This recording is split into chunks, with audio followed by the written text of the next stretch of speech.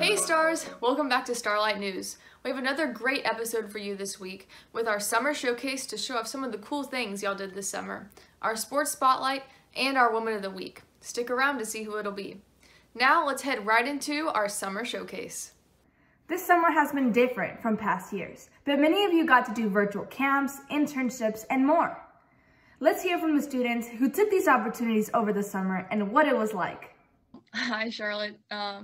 Yeah, I'm Amy, by the way. Can you just tell us a little bit about what you did over the summer?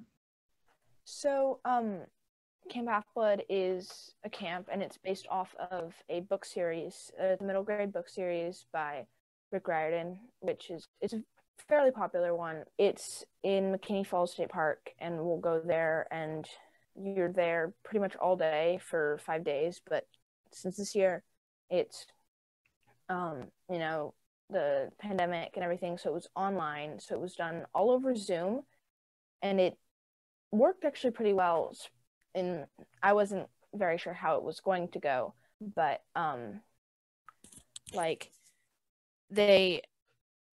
you're usually grouped into like cabins based on, because the series is based off of mythology. For, I don't know if you've read them or not, but and based on your godly parent. Like, I'm in Zeus' cabin, Zeus is the god of like the sky and weather and stuff. But this year they grouped you into cohorts, which were more groups of people from multiple cabins, and they were more grouped on age. And so you were grouped in cohorts, and you went to activities, which were just like breakout rooms, pretty much, run by different counselors. And like they gave us like this big box of stuff that had like materials to make your sword, and like the arts and crafts materials you needed, because there's also arts and crafts, and there was women fight training, which is pretty much hand-to-hand combat and kicking. So That's cool. Yeah. And then there's like arts and crafts, and there's poetry and stuff. And then every day there was kind of like a free hour that you could choose to go to a certain place, and there was like trivia and like riddles and like music. I'm trying to think of the ones I went to like 2 different ones. And then there was like one that was like camp stories from years past, because they have completely made up story for each week. And the cool thing about it is they pretend like it's all real, but it's not actually real because it's a fictional story. But it's like you're immersed in the universe, kind of, right? And like there's also quest. But the way this year it worked was there was a group of counselors like who were like all masked and everything, who took the like camera equipment and stuff to the places, and we would like talk to them and kind of tell them what to do, and they would also make their own choices. And it was really enjoyable because you got to like be immersed in it while you're not actually there. And like they had a big like story, and then on like Friday you had like the big final battle. And so yeah, that's kind of like how it works. That's wow. That sounds like a lot of fun. And yeah, I feel like for people who, have read Percy Jackson, like that would be super cool to be able to like really get into that. Okay, so this, I don't know if you could like think about this, but so like what did you learn from it, or like how could you apply it kind of, to our mission statement? Well, one of the big things about Camp Half-Blood, they're extremely accepting of everyone, no matter who you are, and it's something that's really always been really awesome about it, because there are a lot of people who are like don't identify with the gender that they're born with at camp, and it's just kind of a space where everyone's accepted by everybody, and it's really kind of a great space to just be yourself. And I think that kind of implies the mission statement, because that's something that everyone should always be, is to be yourself and to be accepting of other people as they are themselves. Nice. Yeah. So just one last question. If you were to recommend the camp, whether it's in person or online, next year, who would you recommend it for?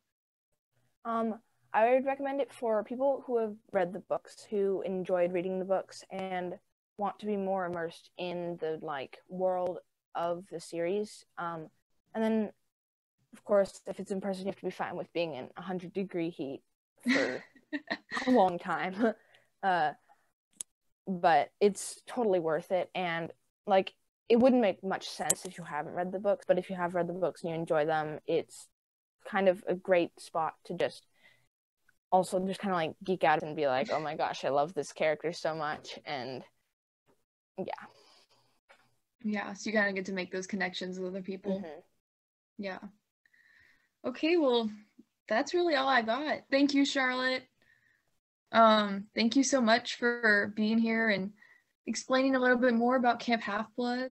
Last week, we highlighted some of our teams that are currently in season, volleyball and swim. But there are even more hardworking athletes that are practicing right now. So let's take a look and see what's happening with the cross-country team and the cheer team. Oh, hi. My name is Sabine Jimenez Williams, and I'm one of the 2020 cross-country captains. I've been involved in cross-country since I've been in 8th grade, and I keep coming back each year because I love running and I love cross-country. For me, cross-country is really important in learning how to focus on what you're doing at the moment. There's no distractions. You don't have your phone, you don't have your homework, and you really have to focus on how your body is feeling.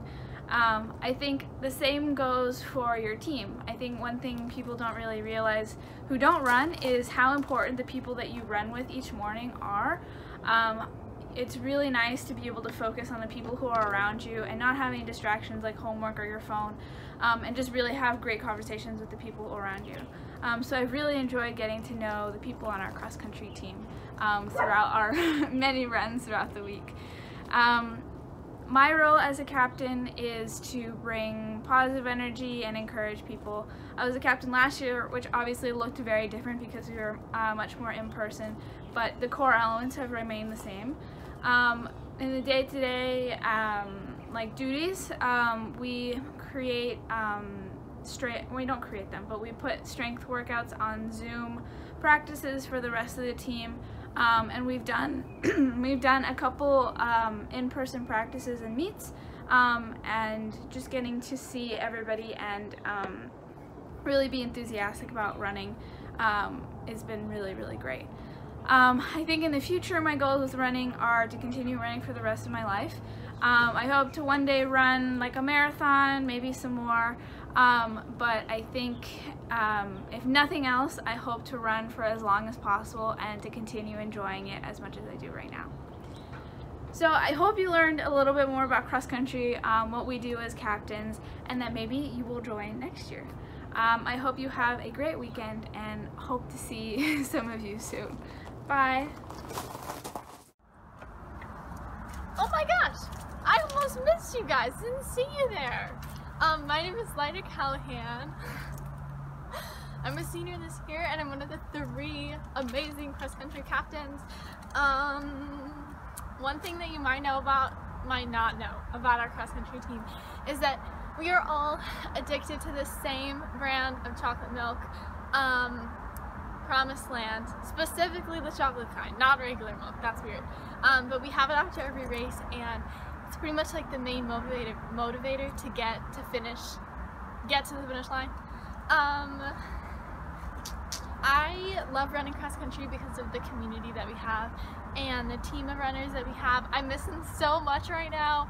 It's awful, but I love learning from everybody and like getting to talk to people who are in different grades, and it's really fun. It makes the season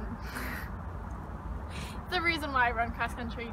And as for what I do as a captain, my main role is to support our runners in their running, and because we're virtual this year, that pretty much just means leaving really spicy comments on people's posts. I'm getting creative with those emojis.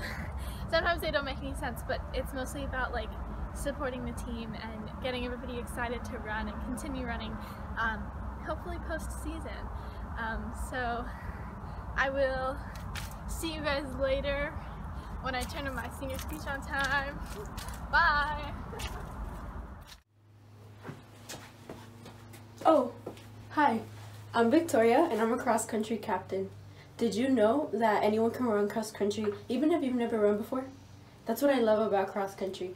I remember when I was little, I wanted to be in cross country, but I hadn't really trained before.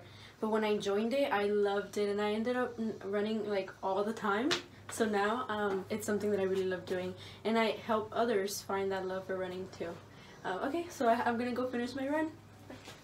Hey guys, my name is Nevaeh, and I'm this year's Air Student Team Captain.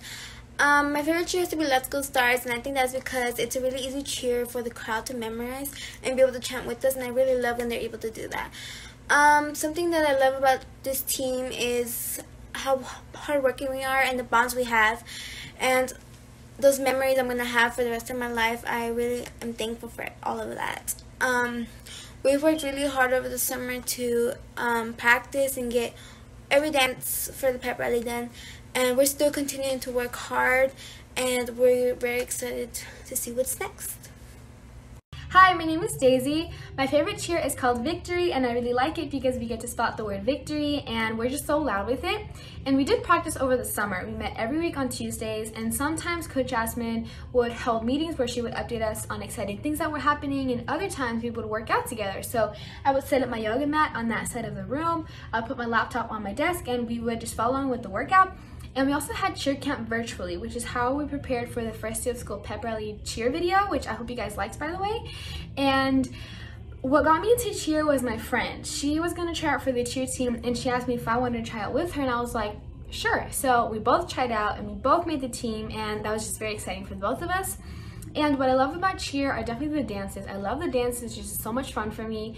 But I also like that cheer can be an escape for some people. You know, school can be very stressful sometimes, life can be problematic at times too, and it's just nice to be able to come into practice for an hour and just forget about everything for an hour and, you know, focus on the cheers, focus on the dance, focus on the stunts. And even if you're not going through anything difficult at the time, it's just rewarding to know that, like, you killed that dance, you were so loud in that cheer, you lifted up a whole person. Like, it's so rewarding, and you feel good about yourself knowing that you just accomplished something hard, because cheer can be hard sometimes, you know. It definitely takes a lot of practice and dedication, but, you know, in the end, it's all worth it because we always do such a great job, and that is what I love about cheer. Hey y'all, I'm a senior on the Ann Richards cheer team. My name is Jackie. My favorite cheer to do is Let's Go Stars. Summer practice has been interesting. It's been fun. It's really nice that we still get to practice, of course, and have a team this year. I'm really thankful for that. It's my first year on this cheer team, so I'm excited that I get to do it. And I decided to join because I love performance, and it's been a really reliable team, so I love that I'm on the cheer team. Yeah. You may have noticed that for Woman of the Week recently, we've been focusing on politicians who have been change makers within their fields. Well, this week we have another politician who's known for being outspoken and not being afraid to stand up for herself. You may also know her for her bright red lipstick. Can you guess who it is? Alejandra Ocasio-Cortez, or AOC for short, was born October 13, 1989 in the Bronx. She attended Boston University, obtaining degrees in economics and international relations. After college, she became a community organizer in New York and also was working as a waitress and bartender to help her mom fight to keep their house.